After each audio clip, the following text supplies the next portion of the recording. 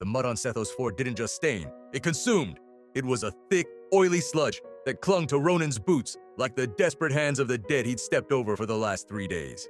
Ronin was a remnant of the Unification Wars, a man whose only marketable skill was survival in places where life wasn't supposed to exist. He had no banner, no nation, and no extraction team coming to save him. He adjusted the worn seal on his rebreather, the air tasting of ozone and sulfur. He wasn't here to be a hero. He was here to salvage localized FTL drives from the wreckage of a downed cruiser. Simple, quiet, profitable. But the universe had a way of punishing Ronin whenever he looked for quiet. The screaming started 3 clicks east. It wasn't human. It was high-pitched, harmonic, and terrified. Ronin froze, his hand instinctively dropping to the kinetic rifle slung across his chest. Walk away, his instincts hissed.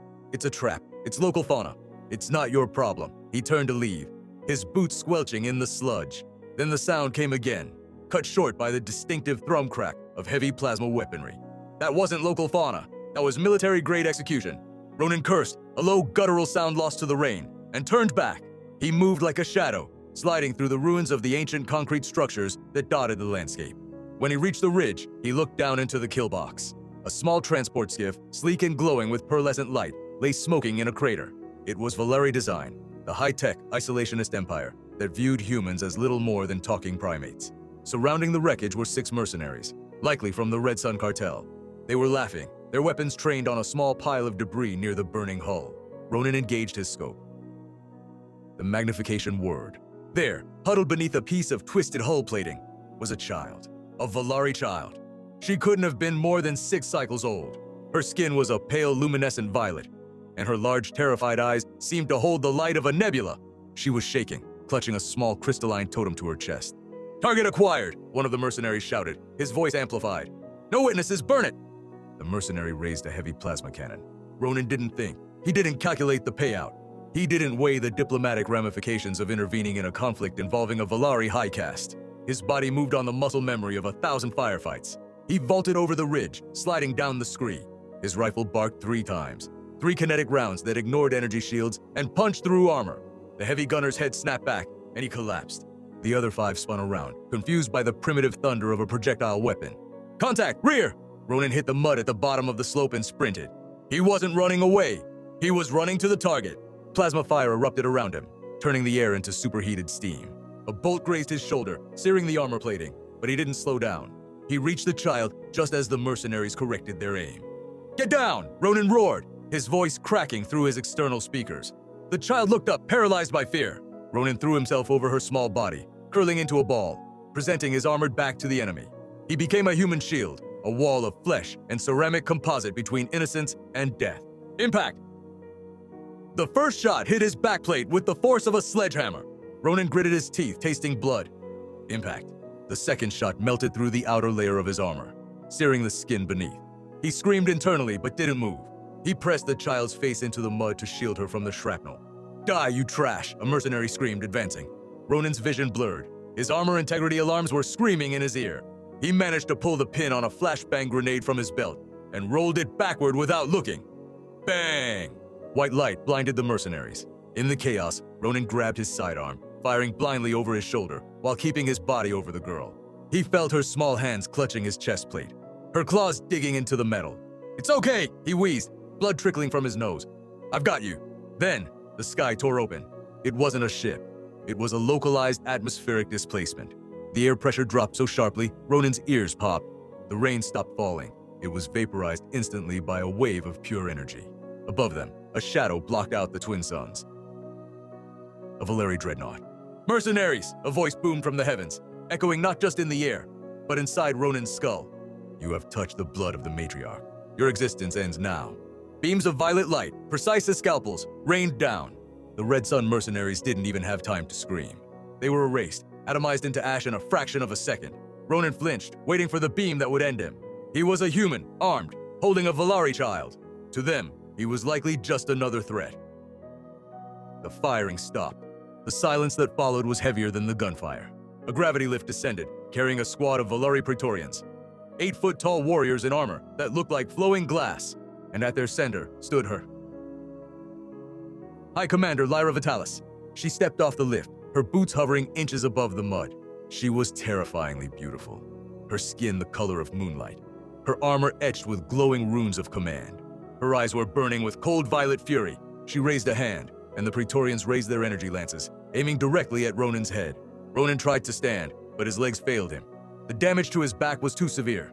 He stayed on his knees, still keeping one arm around the girl. "Step away from the air, human," Lyra commanded. Her voice was ice, "or be unmade." Ronin coughed, spitting blood onto the mud. "She's unhurt," he managed to rasp. "Shields held." Lyra's eyes narrowed. She scanned him, expecting to see a kidnapper. Instead, she saw the scorched armor on his back. She saw the way he was positioned, not using the child as a hostage, but as a treasure he was guarding with his dying breath. The child, seeing her mother, broke free from Ronin's grip, but she didn't run to Lyra. She turned and grabbed Ronin's hand. "Mother, no!" The child cried out, her voice melodic and desperate. "He is the shield! He is the Vaktar!" Lyra froze. The Praetorians faltered. Vaktar. In the ancient tongue, it meant the sacrifice. The child's hands glowed. The light traveled up Ronin's arm, ignoring his armor, ignoring his biology. He felt a jolt of warmth, like brandy on a cold night, rush through his veins. The pain in his back dulled. Lyra walked forward, the mud parting before her. She stopped inches from Ronin. She looked at the devastation on his armor, the burns that should have killed him. Then she looked at her daughter, safe, untouched, glowing with a connection to this dirty, broken human. She knelt. It was a gesture that shocked her guards. "You took fire for her," Lyra whispered, her voice losing its edge. "Why, you are Terran. We are enemies." Ronin looked her in the eye. He didn't see a monster or a goddess. He saw a mother. "She's a kid," Ronin said, his voice fading as darkness encroached on his vision. "Kids are off limits." He collapsed forward. He expected to hit the mud. Instead, he felt cool, strong arms catch him. "Medic!" Lyra's scream was the last thing he heard. "Prepare the stasis chamber. If this human dies, the debt cannot be paid." Waking up felt like drowning in light. Ronin gasped, sitting up. He wasn't in the mud anymore. He was on a platform of floating obsidian, surrounded by walls that pulsed with soft, rhythmic light. The air smelled of lilacs and ozone. He checked his body. No armor. He was wearing a simple, loose-fitting tunic. He reached for his back. No pain. No scars. Just smooth skin. "Do not strain yourself, Ronin," a voice came from the shadows. Lyra Vitalis stepped into the light. Without her helmet, she was even more striking. Her hair was a cascade of silver strands that seemed to move on their own, but her face was weary. "Where am I?" Ronin asked, his soldier's instinct scanning for a weapon. There were none. "You are aboard the Ethel Guard," Lyra said, clasping her hands behind her back. "And you have been asleep for 3 cycles. The girl? Arya is safe. She is resting." Lyra hesitated, then took a step closer. The movement was fluid, predatory, but restrained. "You confuse my medical officers, Ronin. Your physiology is crude.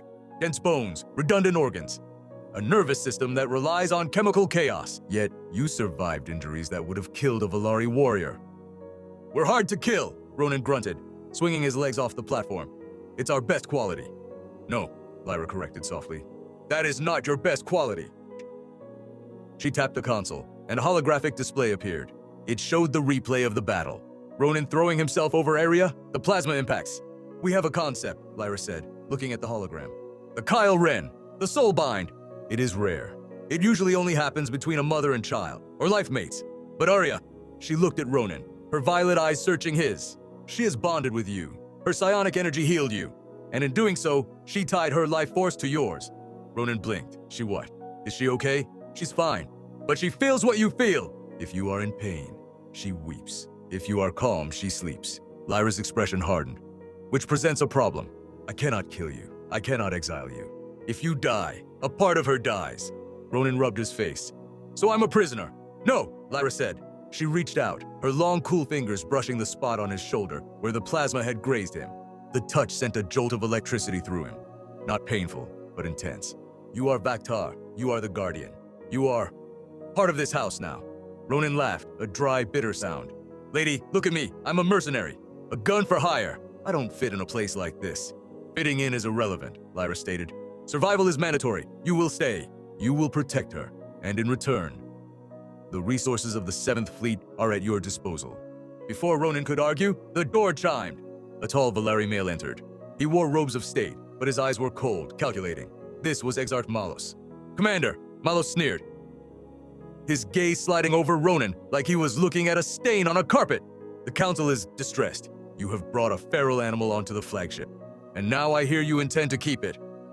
He saved the heir, Malos, Lyra said, her voice dropping an octave. Watch your tone.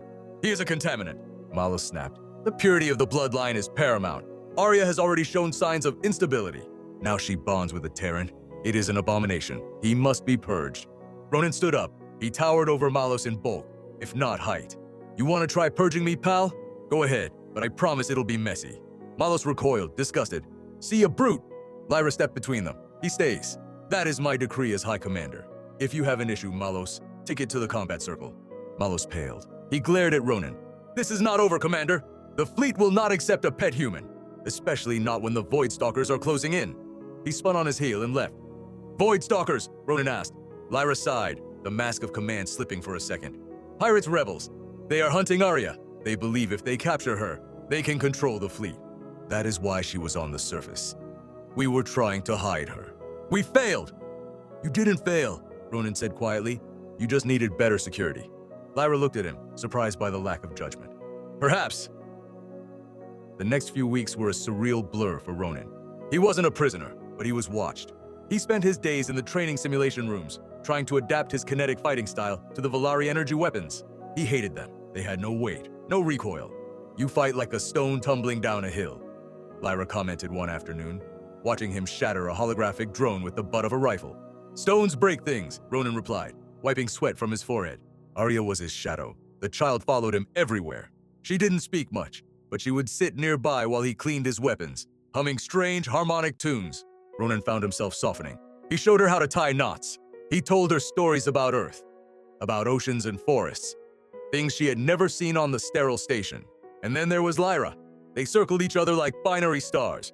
She would come to his quarters under the guise of tactical briefings, but they would end up talking for hours. She was fascinated by humanity's resilience. He was fascinated by her burden of command. One evening, looking out the viewport at a nebula, Lyra stood close to him. You are not what the propaganda says, Ronin. What does it say? That your kind are locusts, that you consume without thought. She looked at his hands, scarred, rough, dangerous hands. But you build, you protect, you endure. We do what we have to, Ronin said. He looked at her. The distance between them had vanished. He could smell the ozone scent of her skin. The tension in the room shifted from military to something magnetic. The bond he shared with Arya seemed to resonate with the mother too, a sympathetic frequency. Lyra reached out, her hand resting on his chest. I have never needed a shield, Ronin. I am the shield of my people. But everyone needs backup, Ronin whispered. She leaned in. It wasn't a kiss, not yet. It was a pressing of foreheads, a Valari gesture of absolute trust. Ronin closed his eyes, feeling a sense of peace he hadn't known since before the wars. The alarm shattered the moment. Red light flooded the room. The ship shuddered violently. Hull breach! The intercom screamed. Deck 7! They are inside. It's the purists. Malos has betrayed us. Lyra pulled back, her eyes wide. Arya, she is on Deck 7. Go, Ronin said, already moving to his locker. Get to the bridge. Lock down the ship. What will you do? Ronin pulled out his old kinetic rifle, the one he had refused to let them scrap. He racked the charging handle. The sound was mechanical, loud and lethal. I'm going to do what stones do, Ronin growled. I'm going to break things. The corridors of Deck 7 were a war zone. Malos' loyalists, fanatics obsessed with blood purity, were slaughtering the crew. They wore heavy disruptor armor, immune to standard energy weapons. But they weren't ready for Ronin. He moved like a wraith. He didn't use cover. He created it. He kicked down a bulkhead door and opened fire. The kinetic round slammed into the loyalists, shattering their energy dispersal armor through sheer blunt force trauma. Human, one of them screamed, raising a lance. Ronin didn't stop. He closed the distance, using the rifle as a club, smashing the alien's helmet. He pulled his combat knife, a piece of jagged Terran steel, and drove it into the armor gaps. He was a whirlwind of violence. He wasn't fighting with honor. He was fighting with desperation. He could feel Arya's fear through the bond. It was a cold spike in his chest. Hold on, kid, I'm coming. He reached the royal suite. The door was blasted open. Inside, Arya was cornered. Malos stood over her, a ceremonial dagger in his hand. Do not weep, child, Malos said, his voice trembling with madness. Your death cleanses the fleet. The Terran taint must be cut out. But Malos, Ronin roared. Malos turned, sneering. Ah, the pet! You are too late. He lunged for the child. Ronin dropped his rifle. He wouldn't make it in time. He needed to be faster. He needed to be more than human. He focused on the bond, the warmth in his chest, the connection to the mother, to the child. He didn't understand the science, and he didn't care. He just pulled. A burst of violet energy exploded from Ronin's body. It wasn't Valari psionics. It was human adrenaline amplified by alien power. He crossed the room in a blur, moving faster than physics should allow. He caught Malus's wrist inches from Arya's chest. Malus's eyes widened. Impossible! You are dust! I am the shield, Ronin snarled. He twisted. Bone snapped. Malus screamed. Ronin didn't let go. He drove his forehead into Malus's face. A Glasgow kiss that no energy shield could block. Malus stumbled back, dazed. Ronin picked up the ceremonial dagger Malus had dropped. For the purity of the fleet, Ronin whispered, and drove the blade into Malus's shoulder, pinning him to the wall. Malus slumped, defeated but alive. Ronin wouldn't kill him. Not in front of the kid. Arya ran to him, burying her face in his stomach. Ronin! Ronin fell to his knees, the unnatural energy fading, leaving him exhausted. I got you, you're safe. Then Lyra was there. She had fought her way down from the bridge, her armor scorched, her hair wild. She saw Malus pinned to the wall. She saw the bodies of the traitors, and she saw Ronin, bleeding from a dozen new wounds, holding her daughter. She walked over to Malus. She didn't shout. She didn't rage. You sought to save our bloodline, Lyra said, her voice terrifyingly calm, by destroying its protector. He is a beast. Malus spat. He is family, Lyra said. She ripped the insignia of rank off Malus's chest. Take him to the brig. He will face the judgment of the void. She turned to Ronin. She dropped to her knees in the blood-slicked corridor. Ignoring the gore, ignoring the staring crew members who had gathered, she took Ronin's face in her hands. You saved us, she whispered. Again. Job description. Ronin mumbled, trying to grin. Benefits are good. Lyra kissed him. It was desperate, fierce, and full of promise. It was a seal on a contract that no politician could break. Time jump. 3 months later, the observation deck of the Ethelgard was quiet. The stars stretched out endlessly, a canvas of infinite possibility. Ronin stood by the glass, wearing a new uniform. It was Valari cut, but with Terran modifications. Practical pockets, reinforced knees. He still carried his kinetic pistol. Old habits died hard. Arya sat on the floor nearby, levitating small metal spheres with her mind. She was laughing, her trauma healing under the safety of her new reality. Lyra walked up behind Ronin.